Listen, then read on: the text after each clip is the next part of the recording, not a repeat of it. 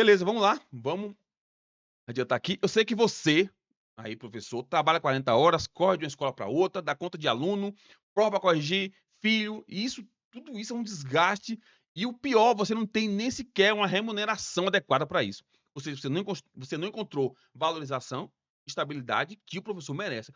Toda profissão é digna, mas se tem uma profissão da qual todas as outras dependem, é o professor. Né? Então, por que eu sei disso? Porque essa era também a minha vida, tá? Essa era a vida que eu levava há alguns anos atrás, tá?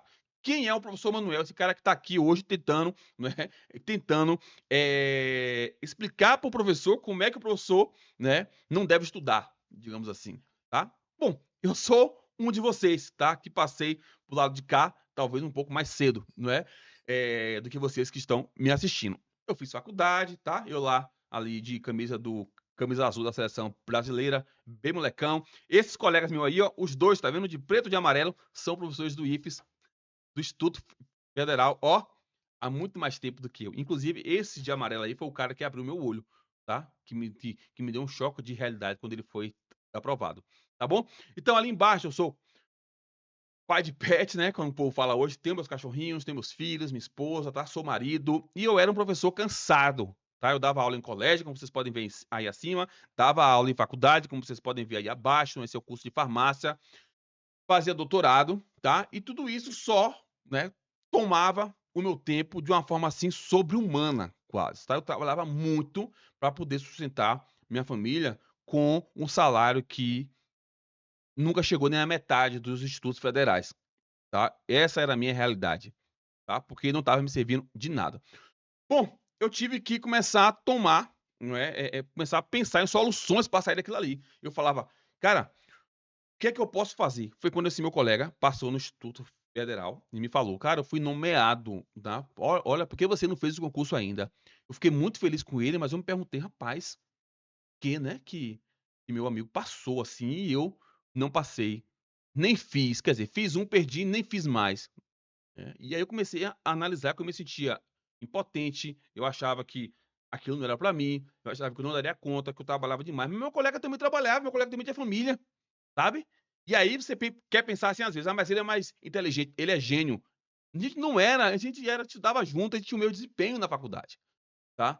E aí eu resolvi, não é, começar a estudar para concurso. Tá? O meu primeiro concurso que eu fiz, o que que aconteceu? Eu fui fazer, eu tinha acabado de sair do doutorado, tá? Uns meses depois, o doutorado estava na gaveta, eu fui fazer um concurso. Falei assim: "Bom, saiu um concurso, né, para de química, eu vou estudar um pouco, né". Pô, eu era doutor em química, eu estava com a química na ponta da língua, eu falei: "Pô, conhecimento eu tenho, né". E aí eu fui fazer esse concurso para o Instituto Federal. Cheguei lá, fiz a prova, tá? Achei a prova, assim, um pouco diferente do que eu conhecia. Até tentei fazer umas questões antes, mas eu fui mesmo com aquele estudo de apostila, umas videoaulas, uns livros, sabe. E fui. Cheguei lá, tomei um cacete de 50% apenas de acerto na prova, tá. Então, pra mim aquilo ali foi um choque, eu passei meses, né, uns 4 meses parado. Eu tinha vergonha de contar o que tinha acontecido, tá. Fechei os materiais, falei: "Não vou mais mexer com isso". E voltei pra onde? Pra minha rotina de professor cansado, 48 horas de sala de aula e com doutorado na gaveta. Eu falei: "Não, não, não, não, não, calma aí".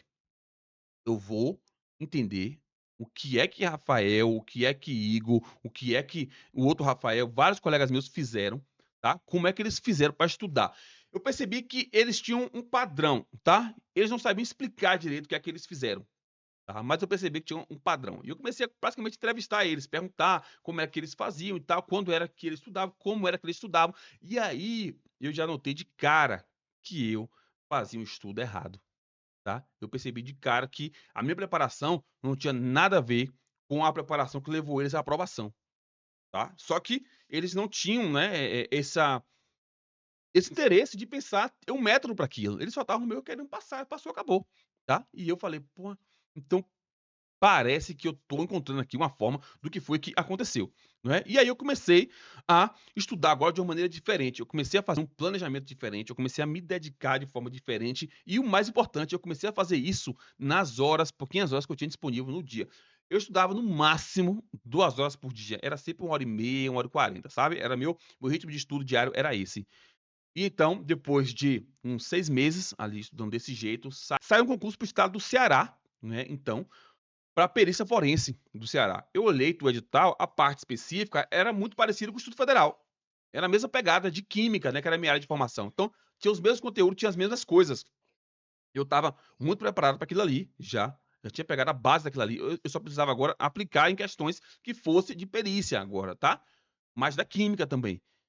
E aí eu fiz o estudo também das legislações de português de uma forma, né, meio assim, que nem eu tinha muita firmeza daquilo que eu estava fazendo. Eu fiz, e aí fui para a prova e fui aprovado, tá? Na perícia forense do Ceará, que era um concurso que tinha aí, pagava o mesmo valor para Instituto Federal, 10, 12 mil para um professor, né, para um perito que era doutor em química, e aí minha realização voltou.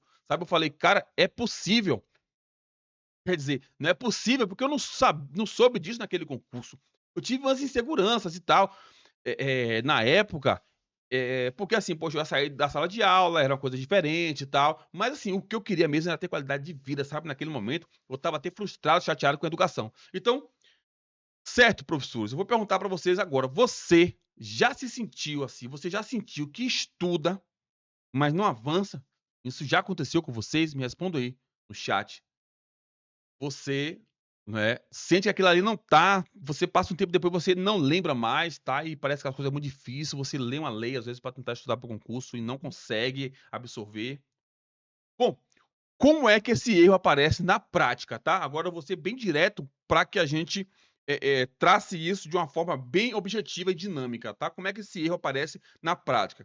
Estudar por videoaulas é um desses motivos, tá? Você liga a videoaula ali, começa a estudar, não é, aquelas videoaulas, mas sabe o que é que acontece? No máximo ali, a gente tem a sensação de estudo. O que você está fazendo, na maioria das vezes, ao assistir videoaulas, você está entendendo o que aquele professor está explicando, tá? Você está, no máximo, entendendo aquilo.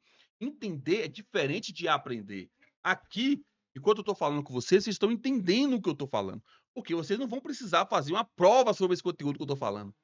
Tá? Se vocês precisassem fazer uma prova, vocês iriam precisar tomar nota, vocês iriam precisar, né, ter outras medidas, e a gente, como professor, a gente sabe disso.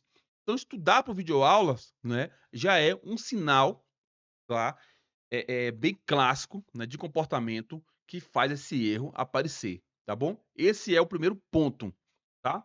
O segundo ponto que eu trago é fazer resumos, ler materiais grandes, livros, né? O professor, nós somos acostumados à licenciatura, que quase todos fizeram aí, né? É terrível, é muito conteúdo para você ter que aprender, né? Sobretudo nos conteúdos pedagógicos. Não estou falando mal disso de forma alguma, viu? Meus colegas pedagogos somos licenciados também aqui e a gente está nesse mesmo barco, tá? Quem não é licenciado, que é da área técnica também, tem colegas de engenharia, computação, informática, que a vida é um sofrimento na vida de estudante. Não é porque nós precisamos aprender coisas profundamente, a gente precisa tomar nota, fazer resumo enquanto a gente estuda, senão depois você não lembra mais o que você estudou. Não é isso que acontece? Na prática, sim, né? Você precisa se aprofundar para poder dar aula sobre aquilo. Mas perceba que o resultado é diferente. Né? Você está tendo que explicar sobre aquilo depois. Você não vai ser cobrado de uma forma objetiva sobre aquilo. Tá? Então, primeiro, não é? Você assistindo videoaulas, que esse é um comportamento normal, natural, espontâneo, quase o primeiro. Tá? Eu vou explicar o porquê disso. Você assistindo videoaulas, né, você está entendendo mais do que aprendendo.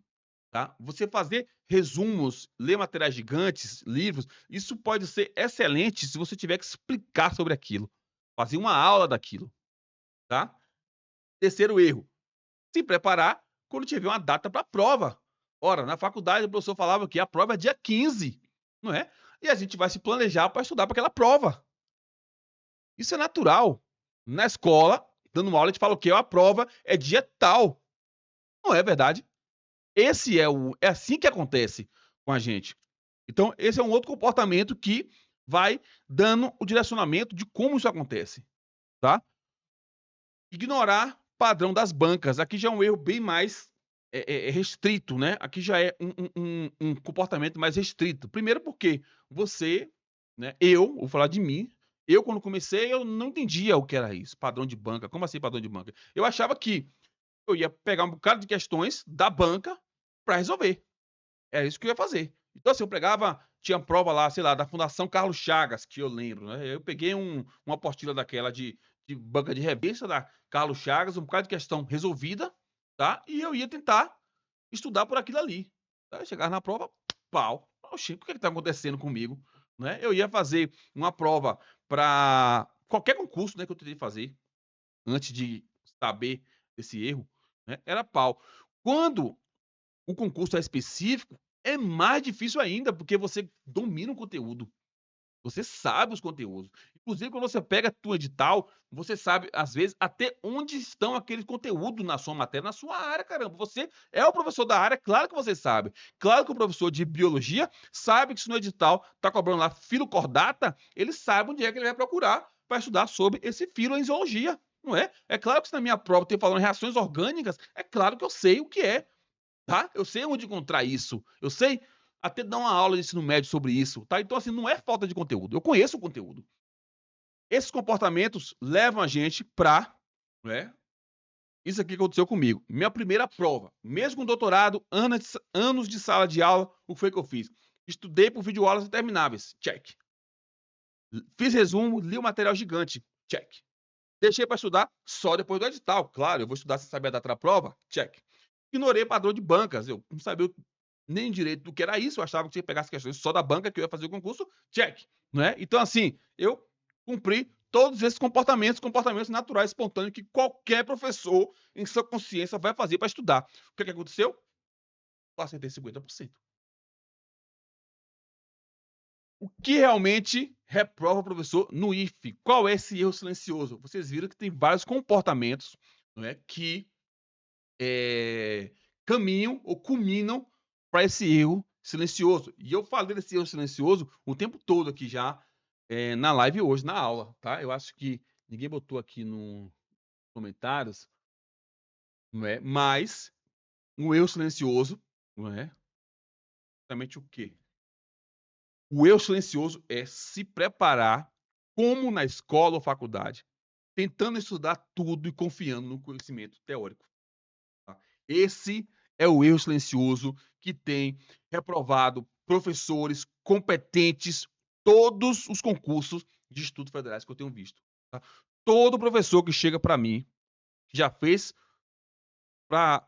que já fez concurso para professor de IFE, é isso. A história é sempre essa, tá? Ele se prepara como na escola, faculdade. Quando vai tentar se preparar, né, pelos cursos da internet, fica perdido, completamente perdido, tá? Porque falta uma orientação direcionada para quem é professor, uma orientação de professor para professor, tá? Então, se preparar, pessoal, como na escola, tentando estudar tudo e confiando no seu conhecimento teórico, tá? É o maior erro, é o erro silencioso que mais reprova professores, sobretudo os mais experientes, tá bom?